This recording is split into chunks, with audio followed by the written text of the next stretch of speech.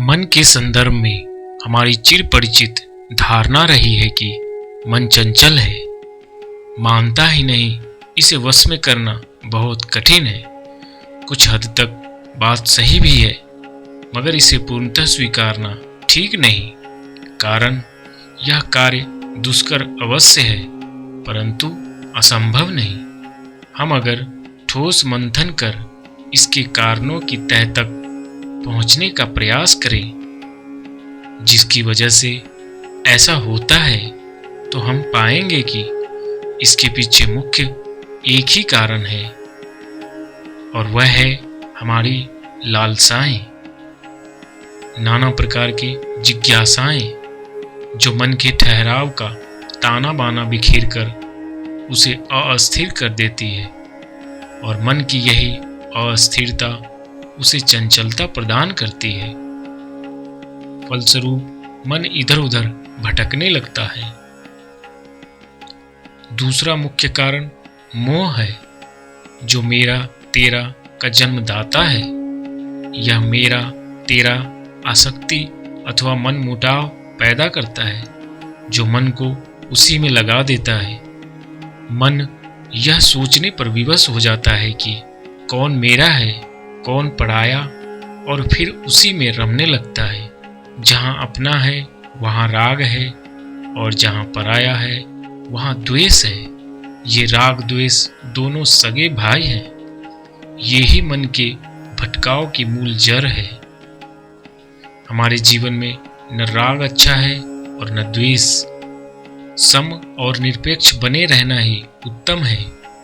इसके लिए आवश्यक है कि सम और विषम दोनों परिस्थितियों में हम एक से बने रहें। सकारात्मक परिस्थिति में भी उसी प्रकृति में रहें जैसा कि नकारात्मक स्थिति में। यह मन को नियंत्रित करने का सबसे सरल उपाय है। और तीसरी बात आती है, वह है हमारी आवश्यकताओं में कमी करने की।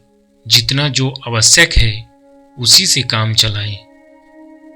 विलासिता से दूर जीवन को सरल, सदाचारी एवं कर्तव्यनिष्ठ बनाए। सादगी में जीवन सदैव शांतिमय होगा। मन संतुष्ट रहेगा तो निश्चित रूप से केंद्रित होगा। मस्तिष्क में विचारों के पुलिंदे नहीं उठेंगे। मन स्थिर रहेगा। चौथी और आखिरी बात है, हम जन कल्याणकारी कार्यों में लगकर अपने आप को उसी में व्यस्त रखकर आत्मसंतुष्टि प्राप्त करें। जन कल्याण से तात्पर्य है जीव कल्याण। किसी भी देहधारी जीवात्मा को हर संभव सुख पहुंचाने का प्रयास करें। निसंदेह इससे मन मस्तिष्क को असीम शांति की प्राप्ति होगी। मन चंचलता से दूर रहकर एकाग्रचित और प्रसन्न रहेगा। ये सब हुए मन को वश में करने के पूर्व प्रयास।